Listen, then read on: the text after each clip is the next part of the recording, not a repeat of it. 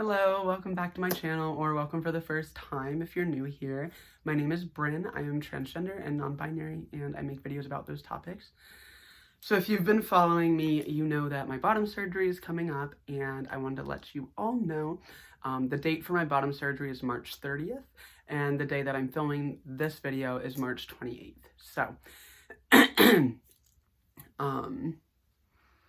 so it's 2 days until surgery.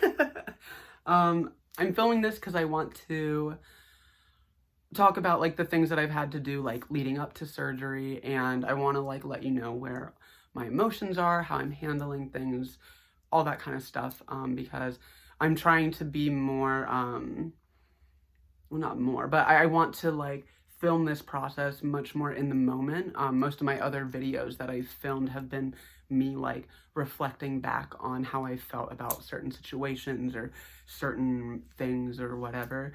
But this, I kind of want it to be more in the moment because I think that gives a little bit more of like a raw understanding. And I know it's going to be vulnerable for me because to show that like, oh, I'm feeling scared or I'm feeling sad or I'm feeling, you know, whatever it is in the moment, like that's a big thing to be sharing with people. But I also know that, you know, when I'm looking at other people who have had this done or other surgeries or HRT or like whatever, I wish I would have seen more like raw in the moment things, because I know that that would have brought me more peace to like know that other people felt that way. So that's what I'm going to be trying to do with my surgery and everything like that, so that hopefully if any of you are going through something like this and feeling certain emotions, you can see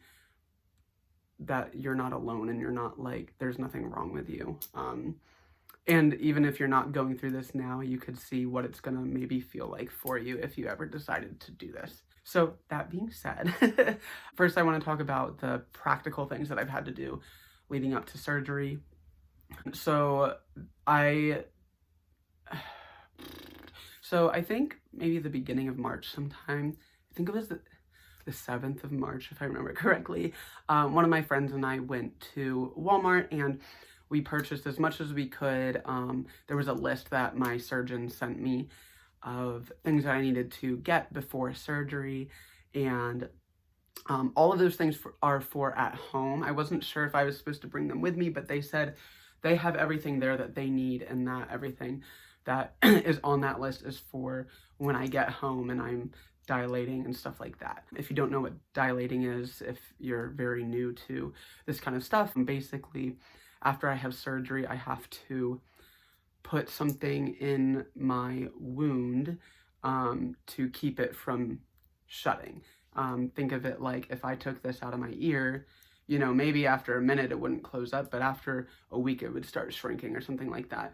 And especially when you first stretch your ears, you have to leave something in there or it'll just shrink back up. So basically you have to dilate for me it's 3 times a day in the beginning. Some surgeons do 4 or even 5 times a day. But you basically put something in there, you leave it in there, I think you like hold it in for 15-20 minutes, and that helps it from closing shut, and over time you do it less and less and less, and then from what I've heard, after about a year or so, you only really have to do it once a week. So it gets to be a lot more manageable, but in the beginning it can be really annoying and terrible and you can hate it, and so I'm not looking forward to that. But yeah, so I went shopping for all that stuff. Some of it I had to purchase off of Amazon, so I do recommend if you are doing this.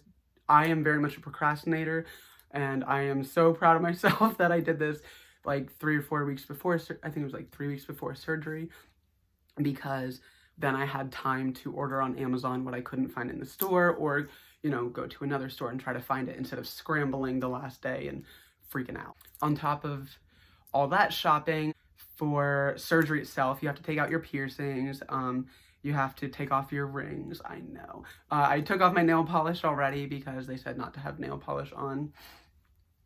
Today I'm trying to just kind of relax a little bit more because I've been very busy. I do door dashing on the side sometimes to make a little extra money.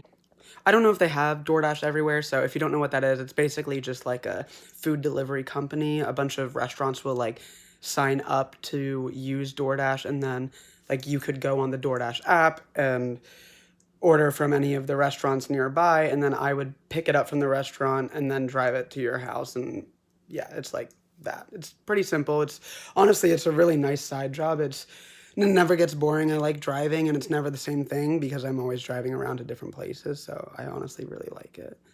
And I've been doing that a little bit more, trying to save money because I'm not going to be working obviously for a little while, but I am also on disability. You can work a little bit on disability, so fortunately for me, I will still be getting my disability check, which is like a decent portion of what I would need to pay for things and stuff. So I'm not going to be completely like not getting any money over these next few months. I'm still going to be getting that. I'm just not going to be having the extra work that I normally do.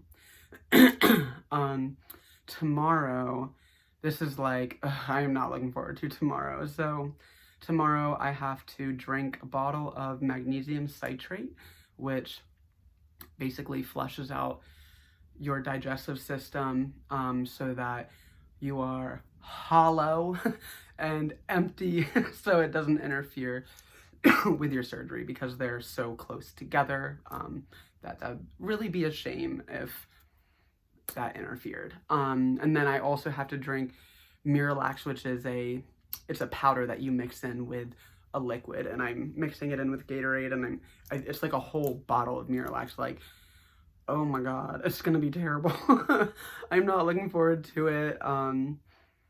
But I've had to do stuff like this before, maybe not to this extremity, but with my CF, I've had digestive issues where I get very stopped up and they like flush me out. So I've done this kind of thing before, but it's been a little while. It's not fun. I had to, for I think 2 weeks before surgery, you're not allowed to take like ibuprofen and stuff, but you can take Tylenol if you have a headache or something. You're not allowed to use the devil's lettuce. I live in Pennsylvania, and we can get our medical card here. And I do have my medical card. I will bake it into cookies because that's much healthier for me with my lung problems. But I did have to stop that 2 weeks before surgery, which has honestly been kind of refreshing. Because it was a relatively regular thing that I did, so it's interesting not doing it. And alcohol you should not be having at least 48 hours before surgery, but when I was reading online, typically 2 weeks before surgery. I'm sure if you're looking to get this done, there's a list that they'll send you, but also like smoking cigarettes, I think you're supposed to stop like 6 weeks before surgery, so if you're looking for surgery, that may be something to keep in mind to try to quit that. It depends on the surgeon, but I know a lot of surgeons require people to not be smoking cigarettes. I don't smoke cigarettes, but I just saw it on the list of things to not do. That's all I can think of practically. Emotionally, I want to talk about how I'm feeling. So I did talk about in my last video that I uploaded, I had a lot of stuff to work through emotionally before surgery. My family doesn't necessarily agree with my transition and all that, and that's been kind of hitting me hard because I'm not going to get super into it. If you're interested, I'll have it up here in the description box where you can watch that video, but you know, it kind of feels like I'm like letting them down, even though like I know I'm doing what's right for me. There's still that kind of like feeling there. I've also had to work through a lot of the stuff that was ingrained in me growing up, because I was raised in a very religious household, and you know, a lot of that stuff is internalized. So even if my conscious mind knows that that stuff isn't what aligns with me, my subconscious mind has to unlearn it. And there was a lot of that was popping up for a little while because I hadn't worked through it in my subconscious mind. But I worked through, you know, at least the bulk of it. I don't think you can ever say you're officially done healing, but I think I did, you know, a lot, and I think I did what I needed to in order to pursue surgery. And I also have had commitment issues, just where committing to anything can really stress me out, and so that was coming up a lot. But like I said, if you're interested in the whole ordeal, you can watch that video. But Like currently, right now, the only thing that I've been a little antsy about is I really can't plan out how this is going to be. I don't know how I'm going to feel. I don't know how I'm going to recover. I don't know, like, I don't know what the pain is going to feel like, or what like, how tired I'm going to be, or how much I'm going to hate dilating, or like, whatever. Like, I just can't plan anything out. And I think for a long time I was trying to, like, just know this is how it's going to be, and I can't do that. So what I've been doing that's been really helping me, well, first off, I don't know if y'all believe in this kind of stuff, but I love crystals. So I got, I got a crystal that was very good for grounding myself. So I feel like that's been helping. But on top of that, I have been trying to ground myself by trying to be more just like present in the moment, because like I notice when I'm getting very anxious, it's because I'm thinking about, what if it's this in the future? What if it makes me feel this way? Or what if it doesn't work out the way that I'm thinking? Or like, whatever. So I'm trying to just take it day by day. And so typically what I've been reframing my mind to be like is to just think, well, how am I feeling right now? Like, if I'm not thinking about the future, like sitting here right now, how am I feeling? Like, I feel great. I'm sitting on a couch in my house and nothing bad is going on, and that's great. And like, I can kind of just recenter myself and trying to train my brain to live in the moment instead of to live in the future. It's a little bit difficult for sure, but it's definitely helped, and it's becoming a little bit more natural for me than it was originally, because I do worry about the future. That's like just something that I do. I think that's something that a lot of people do, but whenever I'm able to talk myself through it, before it was like, well, like it was like, oh, I'm worrying about the future, so what can I do to make sure that this won't happen in the future, or like that it'll turn out the way that I want it to, or whatever the case. Whereas now I'm just like, I don't even care about the future right now. All I care about is right now, and I will take it one day at a time. And that's been really helping. It's not easy to do, especially if you're somebody who's prone to, really bad anxiety or something like that. But that's what's been helping me, just asking myself, like, where am I right now? Like, emotionally, physically, all that kind of stuff.